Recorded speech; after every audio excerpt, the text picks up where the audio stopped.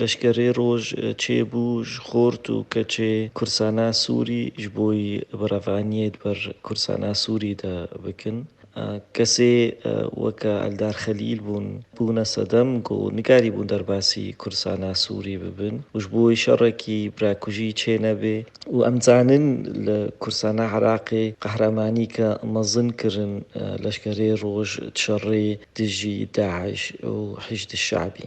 دوێ ji aliyê dîvê em bipirsin sedem çiyê got Aldar Xelîl vada xuyaniyê hat dê. Em zanin ev pêleka grupek heye nav pêdê de got naxwaze Danûstanê Kurdî serkeftî bin û ev sedemeke jî got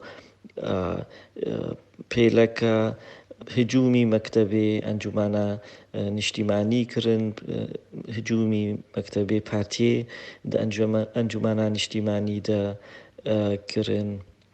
Leşkeriya neçar dîsa berdewam dikin, revana zaroka zêde bûye û ev hemû dibê di wextekî de got Danûstanê Kurdî dibin û ev didê xuyakirin got ev grupeha naxwaze ev danûstandin serkeftî bin.